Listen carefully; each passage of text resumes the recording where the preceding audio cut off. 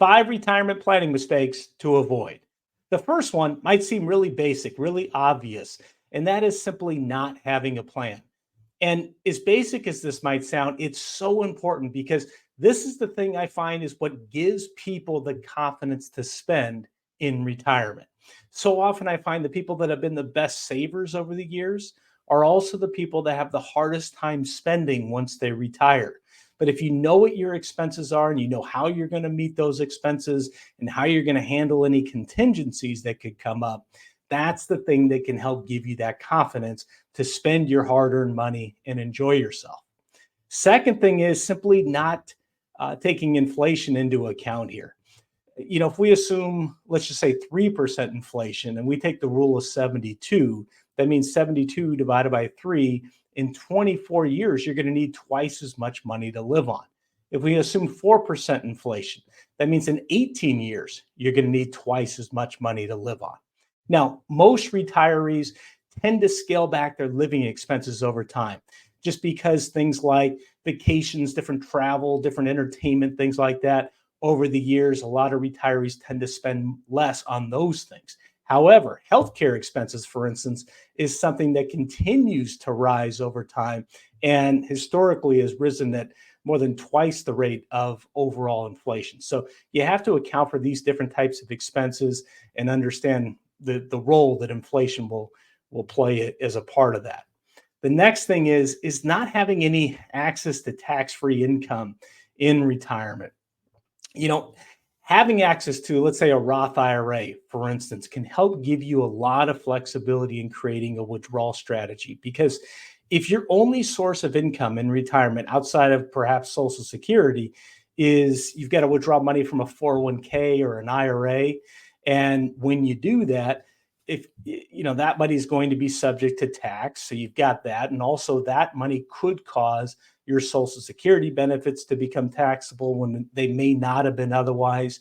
It could cause you to perhaps have to pay more for Medicare because you've got to pay the IRMA surcharges depending on where you fall there income-wise. So it just gives you less flexibility if you don't have tax-free income available to you. The next thing next mistake is investing too conservatively. Sometimes I find people that once they retire, they're right about getting close. They think they have to go way more conservatively with their investments.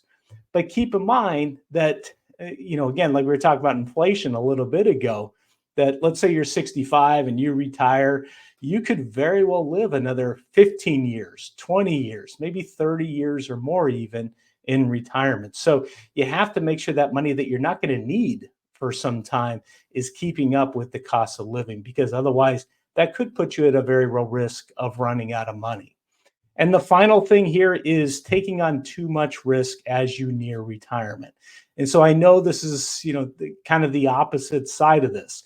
A moment ago, we were talking about, not wanting to get too conservative because you have to have your money keep up with the cost of living over time. On the other hand, sometimes, people want to take on too much risk as they near retirement, but you have to be aware of what's called the retirement red zone. It's often referred to or also called a financial red zone. And that's that time period about 5 years before you retire, up until about 5 to 10 years after you retire. Because if you were to lose substantial sums of money at that period of time, and you lose that money and then you're needing to withdraw that money to live on, that could put you at a very real risk also of running out of money. We call that sequence of returns risk. And so this is where it could be wise. One strategy might be to segment your money between, short-term money, medium-term money, and long-term. Maybe short-term is that money you're going to need, within the next 3 to 5 years, and then the medium-term maybe in 5 to 10 years, and then that longer-term money in 10 years or more that really needs to keep up with inflation to make sure that money's keeping up with purchasing power. So some things to think about. If you like the video, make sure you like it, make sure you subscribe, and I'll see you in the next one. Take care.